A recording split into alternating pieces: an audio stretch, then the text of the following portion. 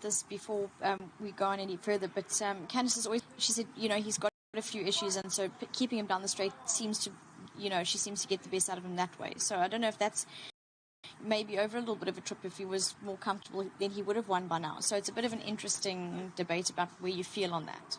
You know the Cotson stable quite well, Vicky. Number 2, Walk With Me, first run as a gelding. I've got a question mark about him over 1,000 metres, but I like how he looked, and I don't think his 2 runs are all that bad. You say that. Obviously, he's coming back from gelding, so it's a great place to start a horse. But he's got such a beautiful action. He's not the tallest horse, but a beautiful action on him.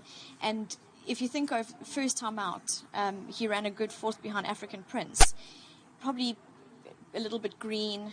Just his action carried him through. So I think, looking on how he went down to the start, he looks well prepared. I think that he can get away with being in the first 3 in this field. I think he can. He looks incredible. Any chance for number 1, Lucy Rocket, by the way? It's an interesting question about the filly. When Brandon spoke to Devon on Perfectly Placed, he said that the filly really had bad shins, and so they gave her a rest and just let her recover from that. But on debut she ran 5th behind Night Vigil, who's come up and won again. So this is she's a big strong filly too. She's a really strapping type, so I think that she could be competitive if not too much in need of it.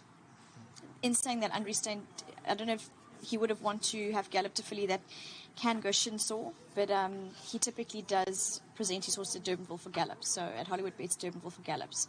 So not unlikely that she wouldn't be in too much need of it if she has seen the grass. PA's climbing all the while with about 3 minutes to go. We're on 220,000 rand.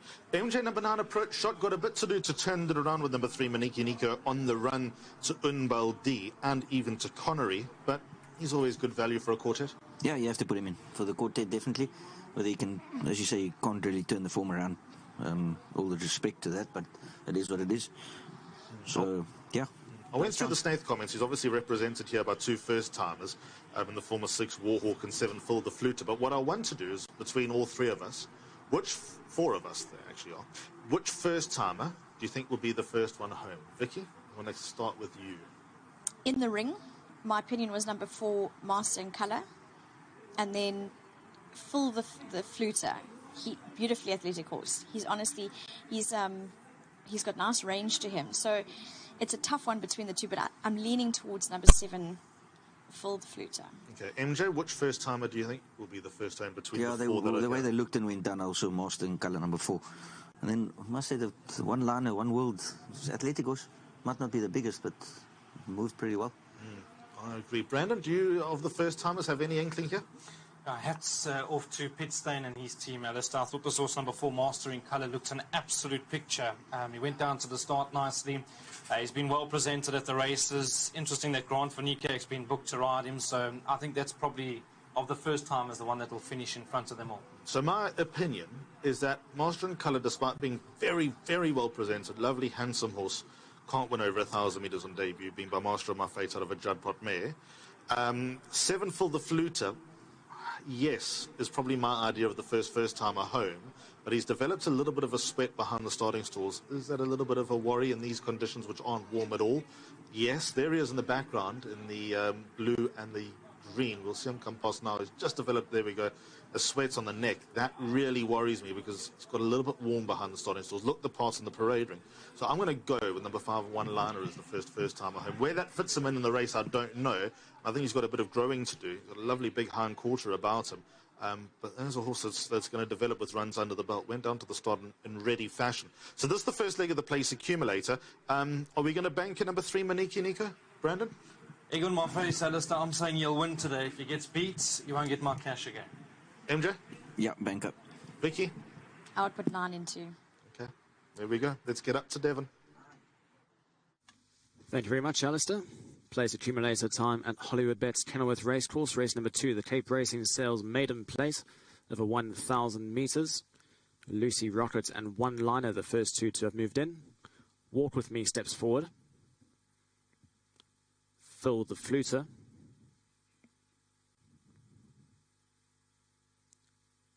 Master in Colour. Now for the turn of Warhawk, who moves in.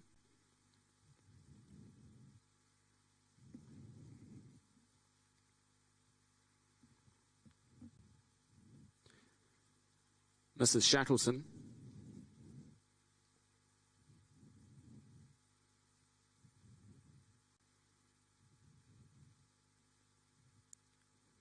Approach shot, and it crossed the bow.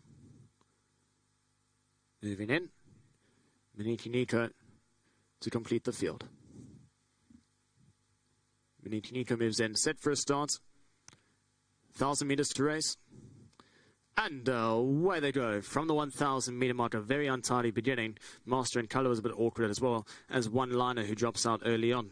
Mrs. Shackleton hit the ground running, immediately goes straight to the front, is a clear leader by 2 lengths. Phil the Fluter approach shot settles on the heels of the early front runner with Maniki Nico, who stalks the leader, racing just 2 lengths off the gallop. Then down towards the inside is Lucy Rocket, being followed by Across the Bow. Then comes one line further back in the field, Warhawk with one liner, followed by Walk With Me, who's giving the leader a good 6 or 7 length start, and that's racing at the back end of the field. As they make the way down towards the 400 meter mark, Mrs. Shackleton under pressure, Maniki Nico an approach shot, quick to challenge. Up on the outside, Lucy Rockets down towards the inside with Walk With Me, who needs a gap to open up here. So into the final 250 meters, the race opens up. Maniki Nico with approach shots, approach up on the outside. Lucy Rockets finding a good finish down towards the inside, and deep route on the track. Unlining a good run is one liner as they're into the closing stages. Maniki Nico, Walk With Me, Lucy Rockets, one liner, Walk With Me to the line. Walk With Me, I think, gets there from one liner. Mad scramble in the closing stages. Lucy Rocket just in behind those, followed by Maniki Nico. Well, take your pick. 4 runners across the line all at once here. One liner absolutely flew up on the outside. Walk With Me doing some late finishing down towards the inside. Lucy Rocket also picked up the lead with 100 meters left to go. You can see they're spread right across the track. Walk With Me and one liner, I think, fights it out in the closing stages. Down towards the inside, Walk With Me. Outside is one liner with the run down to the line. And on that is very close. Maybe, just maybe, number 5, one liner, but we'll wait for confirmation from the judge. There's nothing separating them between number 5, one liner, and number 2, Walk With Me. 3rd place will go to number 1, Lucy Rocket. Then came number 3, Maniki Nico, who round up in that 4th placing, only beaten 3/4 of a length. Number 9, Approach Shot, was further back in the field. Then came Across the Bow, Mrs. Shackleton, Phil the Fluter, and Master in Colour was further back in the field. Well, there's 2 options here. The winner's either the furthest on the left-hand side, number 5, one liner and a Craig Zakian. Down towards the inside, the sheepskin noseband, blue sleeves, white and green cap. 2 from the right-hand side is Walk With Me, who was absolutely flying in the closing stage, and a bit unlucky if he loses this, because the gap finally opened up and started to round smartly. But it's between number 5, one liner, and number 2, Walk With Me, with nothing separating them, with the run down to the line. And we'll wait for confirmation from the judges here between number 2, Walk With Me, and number 5, one liner. If I had to put my head on the table, I think number 5, one liner, maybe just got his nose down on the line in time.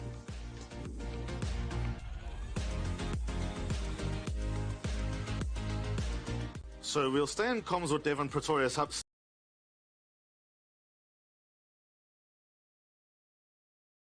Beaten, a desperately unlucky number 2, Walk With Me. The head-on showed you just how unlucky Walk With Me might be if he hasn't won the race. But there's also a lot to like about one liner, because Slow Away came from the back of the field, shifted inwards once he started clearing runners. But which way will the judge go between numbers 5 and 2? But like I said, real time I thought number 5, one liner, but in the slow motion is desperately close. Number 2, Walk With Me, definitely has a prayer. 3rd has gone to number 1, Lucy Rocket. She put up a nice run in 3rd.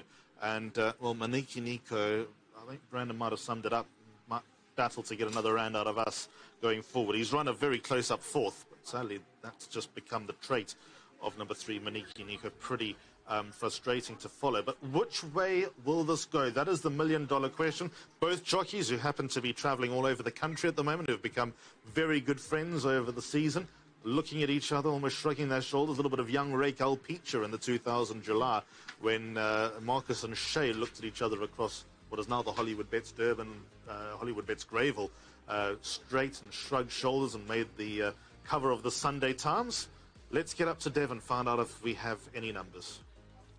Thank you very much, Alistair. Final results. Number 5, one liner, the winner for race number 2. comes home to win ahead of number 2. Walk with me into that second place. Number 1, Lucy Rocket in the third, and number 3, Maniki Nico completing the quartet in fourth. So provisional results 5, 2, 1, and 3. Number 5, One Liner is the winner here. And not too sure what's happening here as the runs are on the wrong way round into the winner's box. But they're in picture. Michael Crawford and the team. Number 5, One Liner for the Harold Crawford and Michelle Rich stable, bred up by Vosentine Stud Farm and owned by Mr. Jonathan Block, Etienne Braun, Michael Crawford himself, as well as Ashwin Reynolds, ridden to victory by Craig Zaki. Number 5, One Liner makes it a winning debut here. Another son of One World comes to the fore and wins just on the line. One World out of a Judd Pot mare. Big congratulations to all the winning connections here for number 5, One Liner. And now with the right order, number 5, One Liner being led into the winner's box with all the winning connections here. Number 5, One Liner, the winner for race number 2. And just to read out the provisional results once again, 5, 2, 1, and 3. Winning time 1 minute 01.57 seconds.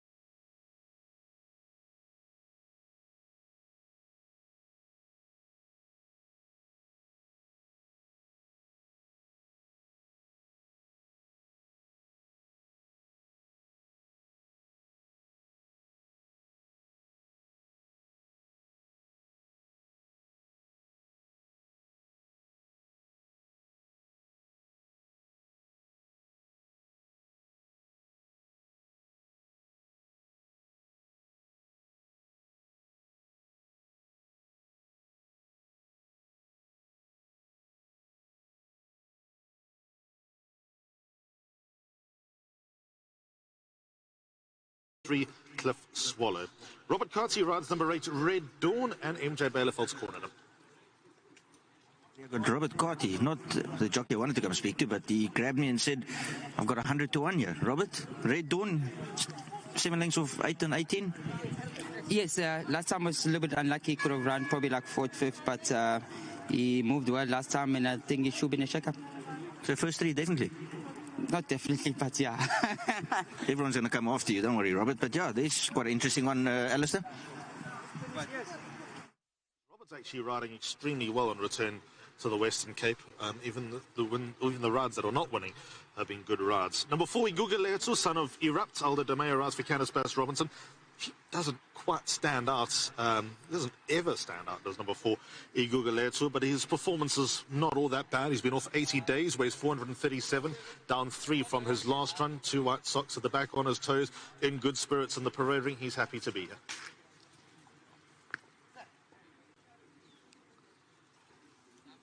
Number 5, Circumbendibus, roundabout way of saying things.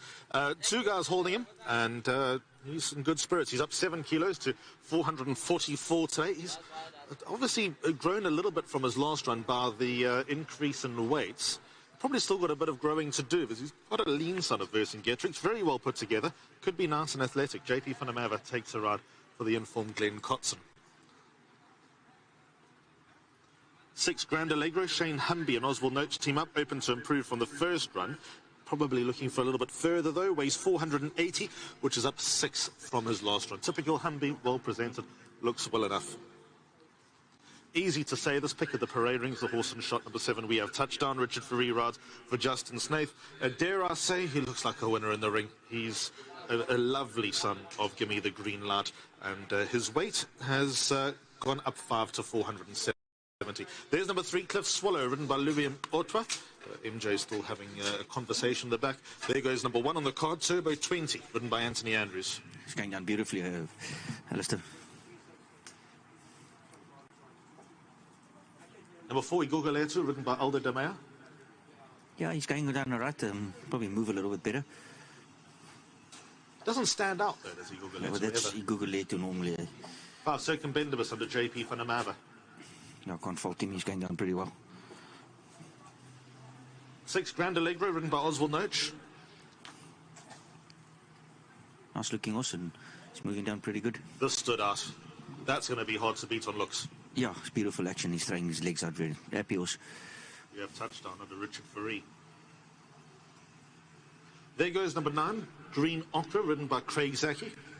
Also looks like a very happy horse and strip fit. Number 8, Red Dawn, ridden by Robert Carty. Robert seems to think this one's got a good chance, but yeah, can't fault him going down.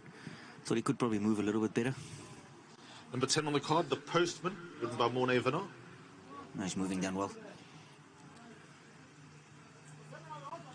Justin Snaith's always whispered in our ears about the only one world 2-year-old in his yard. Number 11, Please Be True, is the horse and shot. That's the son of One World under Grant van Niekerk. He's a lovely horse, this Alistair. He really looked well in the parade ring. Justin seemed to think he might need one run, but One World, we just seen what happened, so he's going down very nice. On debut. It's a very well put together son of One World. So that's the field for the opening leg of the pick 6. Pools have been good. Let's get our pick 6s on. Race runs at 2 o'clock, and Vicky's standing by with Barry Donnelly from the Brett Crawford yard, which is on 99 winners for the season. Thank you very much, Alistair. Yes, indeed, Barry's joined me. You've got Cliff Swallow here. Barry's got the pace. Do you think that he'll sustain a finish? Yeah, well, he's sort of disappointed in his last few starts. We've elected to go back to a normal maiden now, where he's not giving away weight. And we also decided between blinkers and cheek pieces, and we've gone for the cheek pieces, just to keep his mind on it. And if all goes well, he should run well. Barry, race 6, the 3 runners over the 1,400 metres. I start off with the filly that's drawn the best of the 3, and in 6 is Princess. Is he consistent? Could she keep going? Yes, no, look here, she's a nice filly. She's in a good space at the moment. Her work's been very good. She's had a few tough runs in features, and I think that of her best, she's definitely got a chance in this race. Draw 9 is Wagug with the 54 kilos and Richard up. Yeah, once again, she's no slouch either. She's doing well at home, and with Richard up in the saddle and the form he's in, can't rule it out. And then drawn 10, enemy territory. Could she find a little bit of luck from the draw with Gareth up? Well, let's hope so. We're going to leave that to Gareth. He knows the horse well by now. He's ridden it a few times. And, if she's not too far back, she could be in the quartet. And then the last of your runners, Barry, in race 8, Champagne Mac. What are you expecting from him? Coming back from a bit of a break. Once again, Richard in the saddle. The horse is doing well at home. And if not in need, we'll run a good race. Appreciate it. Thank you, Barry. Thank you. Thank you very much, Barry Donnelly, for joining us. Those comments about their runners here. And Cliff Swallow, as Barry said, they had cheek pieces and blinkers as the options and opted for cheek pieces. Hopefully doesn't do too much and sustains a good finish, that stuff. Thanks very much to Barry Donnelly and to Vicky as we lead forward towards the first leg of the Pick 6, the Cape Turf Club maiden plate. They go 1,200 metres, and you've got around 6 minutes in which to strike your bet, scratch your number, and that is a field of 10 to face the starter. Let's get over to Brandon Bailey for a latest market check. Alistair, there's money around for number 7. We have touchdown, trading at about 15 to 10. The 4-way Google Air 2 always been at that mark of around 9 to 2. 9 Green Ochra's at 13 to 2, and Cliff Swallow has drifted completely off the boards. At the moment is trading at 8 to 1, and after that you're getting double figures about the rest. So firm money around number 7. We have touchdown. Richard Fourie for Justin Snaith. Air Raid ran nicely in the first race, didn't win. But I think there's wins to come for Air Raid, especially over further than 1,000 metres. That was a horse who beat We Have Touchdown. Pick 6 pull by the ways on 300,000 rand. 15 to 10 about a horse that stood out head and shoulders above the rest. MJ, do you remember the mother by any chance? Soft Landing. Yeah, Mr. Woodruff used to train. Yeah, correct. Same colours as well. Yeah, those are the Divans. Big improvement from run 1 to run 2. Is he your idea of the winner? Yeah, go very close. I mean, as you said, Air Raid, I say disappointed. It's just too short for those. I think once he goes around the turn, Air Raid will be pretty decent. So that form line is definitely one not to be ignored. And on looks, yes, in the parading, definitely looks like a horse that will go very, very close. Just looking at Justin's other horse, Please Be True. If he doesn't need the run, I tell you what, I think just looking at him, maybe one run, then he'll be quite ready. He's a very nice horse. Well, between Devon, Brandon and I, we obviously alternate upstairs, and we're not always down here to listen to some of the stories that we hear. But Vicky and MJ always are. Certainly 95% of the race meetings that are held here in Cape Town, Vicky and MJ are down here. And Vicky, Justin's always pops his head in here whenever One World does something. And he bemoans the fact that he's only got one 2-year-old, rising 3-year-old progeny of One World. He's got 3. He's got 3. Missed that story. But anyway, he's angry that he's got so few. And he's always kind of whispered, he's got a nice one. And this looks like a nice horse. But big boy on debut, Justin's always full of stories. Number 11, Please Be True. Good-looking horse, but can he win first up? Well, I'll read the Snaith runner comments, and that'll hopefully be a nice guide for us. Please Be True is a big and slightly backward colt. He's improved tremendously over recent weeks, and he's one to pencil in for the summer. He'll run a respectable race first time up. And then while I'm at it, I'll read We Have Touchdown. Is better than his form suggests and should take some beating. Possible Pick 6 banker. Green Ochra looks the danger. What else? There we go. There's number 7 going down to the start. Happy with him, Vicky? Yeah, very happy with him. I think he looks superb, and I think the race experience will really put him in good stead, I think. And if you look, Please Be True was incredible, and he's a half brother to Hold My Hand too. Really impressive. I thought, he was impressive just because it's we always spoiled for choice with these outstandingly well-bred horses, and looking forward to where he goes from there. But We Have Touchdown. He's got the form, he's got the experience, and should go one better. Let's give number 9, Green Ochra, a bit of love, because MJ keeps reminding me this is a chance. He's a son of Give Me the Green Light. Do you remember the mother, Louisiana? Remember who trained her? Ray Crawford, correct. She stayed all day. Doesn't necessarily look like a horse that's crying out for distance, definitely crying out for more than 1,200 metres. Looked well. How much of a danger to We Have Touchdown is this horse? I think you'll give him a bit of a run. Really, going on that, he looked well, this horse. He looks fit, and you can't fault him, Alistair. I wouldn't be surprised at all if he gives the favourite a bit of a go. Then, ironically, on the 8 on 18 form, obviously 8 on 18, the winner of the Langerman here at Hollywood Bets Kenilworth on Saturday, number 5, Circumbendibus, must have a bit of a say here. Vicky finished in front of Green Ochre. Has he got a bit of growing to do? Because he's quite a slight son of Vercingetorix. You think so? Actually, possibly a bit of growing to do. I think he's done very well since coming off the Cape Racing Sales Ready to Run sale. I thought maybe lacking a little bit of early pace and then ran on very well. I think he'll do a similar thing, hopefully be a little bit more in the race, and I think Green Ochre will be very similar. And I think also something to note is that the Glen Cotton Yard is very much in form at the moment, so horses are running well, and I think Circumbendibus could be, out of the 2-year-olds, the biggest danger to We Have Touchdown. Brandon, do you have any time for the 2 experienced maidens here? 3 Cliff Swallow and 4 Iguguletu? No, Alistair. I like number 7, We Have Touchdown. I really like the look of the son of the Gimme the Green Lights. That last run, Air Raid, there was a cracking run in the first race today. And Kumbra Vieca actually finished 3rd in that race, ran a cracker here on Langerman Day, and a horse that I think is going to win races from the Vaughan Marshall Yard. And just for the punters, we've spoken at length. 6th in that race was a horse called Arbitration.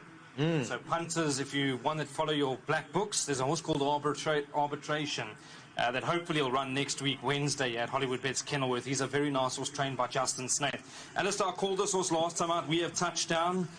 A big eye catcher in the race. He made up stacks of ground between the last 600 and the 200.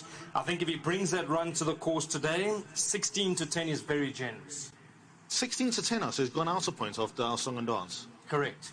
I think that's appetizing. It's close to a pick 6 banker. They are loading up for the opening leg of the pick 6. Just a quick update on that pick 6 pool. Well, we're at 450,000 rand with most of the field still to load. Optimistic that we can get another 100,000 minimum into that pool. Let's get up to Devon Pretorius. Thank you very much, Alistair. As you mentioned, pick 6 time here. The Cape Turf Club maiden plates over 1,200 metres. About half the field has stepped forward.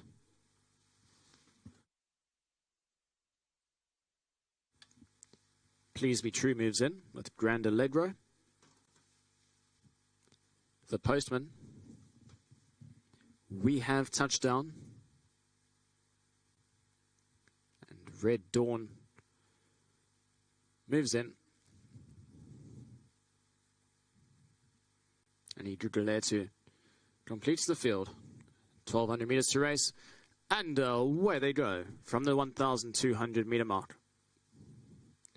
Towards the inside, Cliff Swallow broke out well with Circumbendibus and Iguguletu. We Have Touchdown also is up there in a handy spot with the Postman, who's deeper out on the track, but is slowly starting to make his way across to join the inside group. Then comes Turbo 20. Red Dawn races 6 lengths off the leader, followed by Green Ochre. And Please Be True is the back marker, racing 8 or 9 lengths off the gallop. Out in front, it's Cliff Swallow that shows the way by a length with Circumbendibus right there in second. Deeper out on the track, we've got the Postman who's racing in third, followed by Turbo 20 who's got the rails running fourth. Iguguletu who's just in behind that with We Have Touchdown, who's racing in the red silks, the white cap, got about 5 lengths to make up with Red Dawn. Grand Allegro just lets a shake along with Green Ochre, and Please Be True still last of all, racing 8 lengths off the leader. They make their way towards the 400 metre mark. Cliff Swallow still in front, tracked by Turbo 20. Deeper out is Circumbendibus with We Have Touchdown, who's now unwinding his run down the centre of the track. Please Be True also starting to run on the outside of runners as they're into the final 200 metres. We Have Touchdown now picks it up from Cliff Swallow. Deeper up, we got Please Be True down towards the inside. Turbo 20 who's starting to run on bits. We Have Touchdown who still has the advantage over Cliff Swallow. We Have Touchdown takes off into the closing stages to win. We Have Touchdown will beat Cliff Swallow. Turbo 20 into third. Fourth place gets close between Red Dawn and Please Be True. Then came Grand Allegro.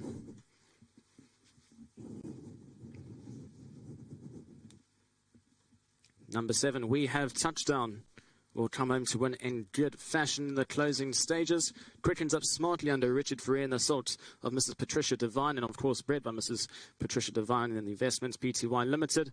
But number 7, We Have Touchdown, will come home to win and certainly one to follow in the future. Good win here will beat number 3, Cliff Swallow, who is the long-time leader into that second placing. Number 1, Turbo 20, first run after gelding, will finish up in that third placing. Fourth was number 11, Please Be True. And of course, pre-race, a bit of confidence from Robert Carty on the outside. The number 8, Red Dawn, who showed good improvement to finish just outside the quartet.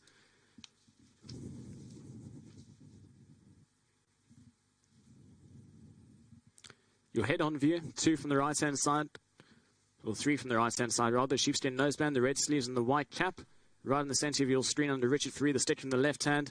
You can see Please Be True starting to run on the outside. Definitely not a bad debut from her. But We Have Touchdown with the racing experience under the belt. Continued improvement. And quickens up best of all in the closing stages. The son of Gimme the green light out of the Jet Master mare. Number 7, We Have Touchdown. Will come in to win in the opening leg of the pick 6 here. And will win in good style.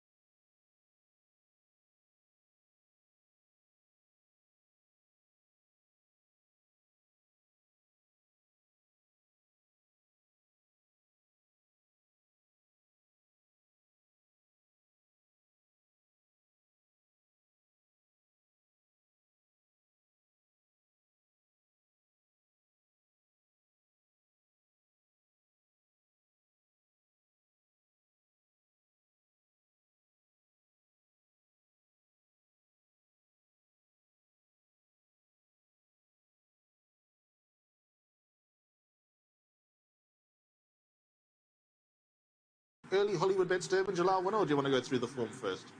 I think Oriental Charm was very impressive. I think Brett's prepped him for the race very well, and we saw this happen last year, so Oriental Charm for me. And then the other horse that I really have, I've liked his prep runs. It's just pace dependent, his cousin Casey. He's had 2 good runs. I think he's in very good form, so he's almost like, I'd call him my dark horse, but those would be the 2 for now. Probably got the best turn of foot in the race, cousin Casey. It's just a matter of whether he can turn it on over 2200. MJ? Future swing. Sorry? Future swing. Richard. Under Suffens? I don't want to know about anything else. Winchester Manchester to give him a run for his money. And then we can't forget Green with Envy. That would be a... Well, Green with Envy and See It Again are the 2 best horses in the race. Of that, there's no doubt. Green with Envy probably need a little bit of luck in running, but there's no doubt of his quality and the fact that he would not be winning a Hollywood Bets Durban July out of turn and See It Again after running second last year. Is that on Omen? Our producer Logan has just gone to JP van der Merwe and Greg Bortz's colours. This one not trained by Brett Crawford. This is trained by Justin Snaith in the field of Groove Jet. I wonder if that's not an Omen that our producer Logan has just tipped us his suggestion, Oriental Charm, for the Hollywood Bets Durban July. Logan? Yeah. Logan fires. Soccer, though. If I can add during this discussion, Craig Zaki's comment about lucky number 5. Brandon, he was speaking to you, wasn't he? Correct, Vix. There he said. He's the first. That's all we're going to get out of Brandon. Yeah, no, I've got my cards close to my chest. I've taken a bit of beating already with my early study. It is strange, but Alistair's wrapped me over the knuckles, so I'll let it go on the panel discussion tomorrow. Okay, so looking forward to that. And like I said, obviously the official Hollywood Bets Durban July panel discussion will be broadcast early next week. Really looking forward to that. That is always a lot of fun with the panelists, and there will be lots of opinions and lots of options going forward into the 6th of July. Right, on to matters at hand. Vicky, race number 4, what's your thinking? This is a tricky one. That's all I can say. But I think that Justin Snaith holds a strong hand here with the Groove Jet and Greenland. Greenland obviously more exposed, but third run after gelding, maybe been in need of that. He's a lovely looking horse. Went down with well, he's still going down with the lead pony Ice, the legend that is Ice. You'll see him free roaming around the Snaith's property when you go there, and if he decides it's a day to block the traffic, he will.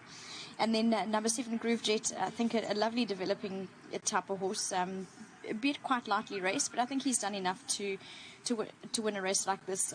Up and trip, I don't think that's a problem at all. And then it's interesting, all the talk about Griffin, lightly raced, stepping up and trip every time he's run. He looks to have progressed more so over the 1400 meters last time.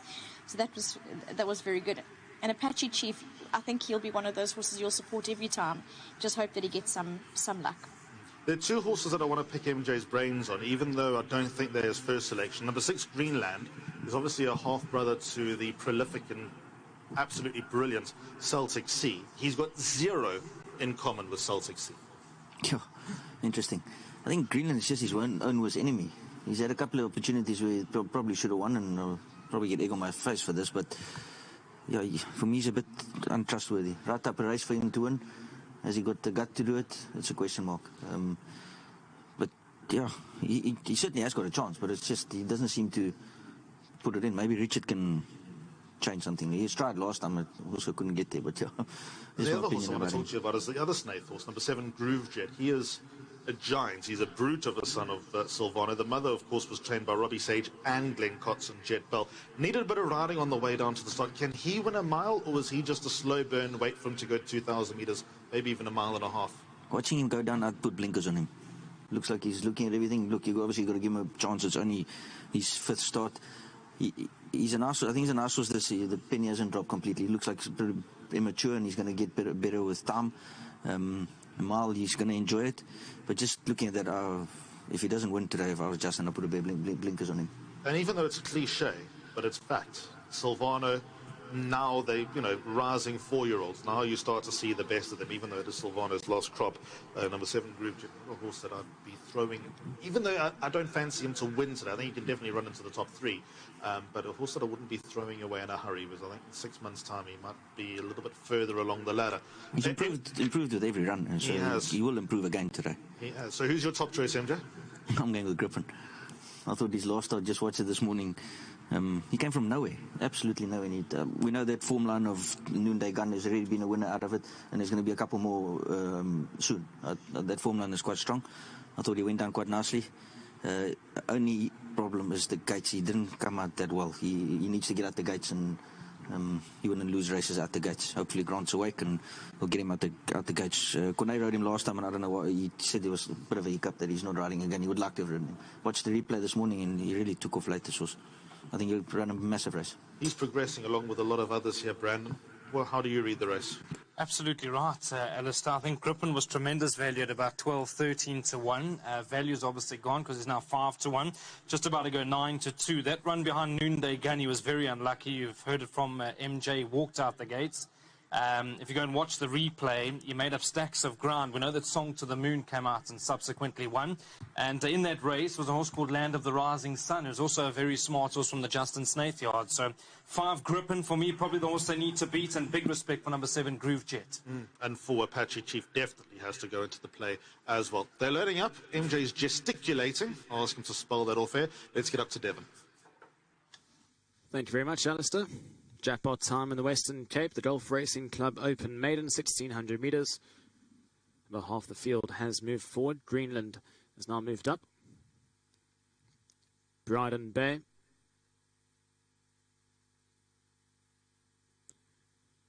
And we have a situation that's just been a little bit fractious behind the starting stalls.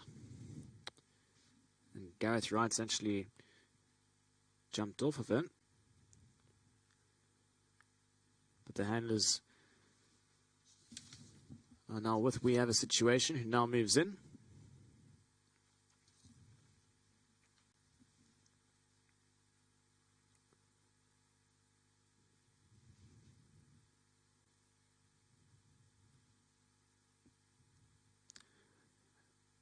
Apache Chief, the next to load.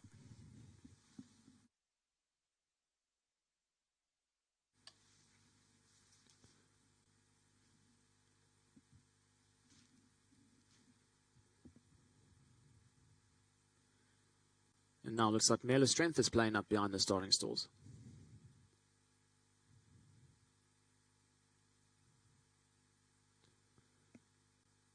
So Apache Chief stands waiting. So now the handlers have bundled up Mela Strength. He is getting closer to the starting stalls. Pulliam Jorka gets the leg up and has now moved in to gate 1. So Mela Strength has loaded. Apache Chief. That leaves us with Sansa Start and Groove Jet to complete the field. Sansa Start moves in. Groove Jet steps forward. 1,600 meters to race. And away they go. From the 1,600 meter mark, Mela Strength and Griffin were both 1 length slow into stride. Bryden Bay jumped out well, was one of the first runners to show some good early toes. Sansa Start from that wide draw is also right up there in a handy spot, racing with Mo Ye, and We Have a Situation. It's Mad Scramble out in front to contest for that early lead. Groove Jet settles on the heels of the early front runners, racing 3 lengths off the gallop. On his inside is Mela Strength, followed by Road Mail. Breakaway of 2 lengths to running to Griffin, who's racing alongside Apache Chief, and last of all is Greenland, with a nice strong gallop set out in front. About a dozen lengths cover the field. As out in front, Mo Ye is now the sole leader, sets the gallop by half a length. On his outside, racing in second, Sansa Start, followed by Bryden Bay in third. We Have a Situation, races in that one, I'll place in fourth, followed by Mela Strength. Groove Jet settles midfield, racing 5 lengths off the gallop. Then comes Griffin, who's got the rails run, racing on the inside of Road Mail, followed by Greenland, who's won from last, and Apache Chief is last of all. They've got 700 meters left to go, and Mo Ye still in front, shows the way by half a length. Sansa Starts at his outside in second, followed by Bryden Bay in third. We Have a Situation, 1 out, racing in fourth, followed by Mela Strength. Groove Jet gets hooked out towards the outside of runners down the center of the track, being followed by Apache Chief as they're homeward bound. 400 meters left to go. They spread across the track and deep routes on the track. We've got Groove Jet, who's picked up the running from We Have a Situation. Deep route Apache Chief is also starting to work his way into the race. Down towards the inside, we've got Sansa Start with Mela Strength and Greenland as they're into the final 200 meters. Deepest out, we've got Groove Jet. Greenland down towards the inside is running on strongly, and Greenland has now picked lifted up from Groove Jet, who's deep out on the track, and today's the day. Greenland's going to come home to win, and Richard Fourie, 350 for the season. Groove Jet into second, then came Sansa Stark in third. We Have a Situation was in fourth. Mailer Strength, a bit unlucky, followed by Apache Chief.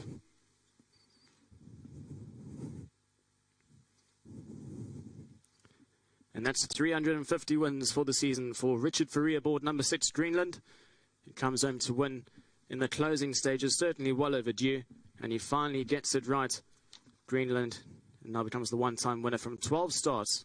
It's been costly to follow for punters, but he gets it right today, and he comes home to win by 2 lengths. Second place will go to number 7, Groove Jet, followed by number 10, Sansa Stark in that third placing. Then came number 8, We Have a Situation, who finished up in fourth. Mailer Strength was next best, followed by Apache Chief. Griffin was further back in the field. Mo Ye and Road Mail. The winner, Greenland, right down the inside rail, the sheepskin noseband. Racing in the sorts of the Thomas Lyons, Mr. Riley, and the Green Acres Trust nominee, Mr. Marsh Shirtliff. You can see they spread right across the track. A bit of argy-bargy with Mailer Strength and Sand to start, but Greenland did have first running, and he quickens up best of all in the closing stages, beating the stable companion Groove Jet, who's 2 from the left-hand side. Number 6, Greenland, will come in to win it. Wins well, and it's 350 for Richard Fourie.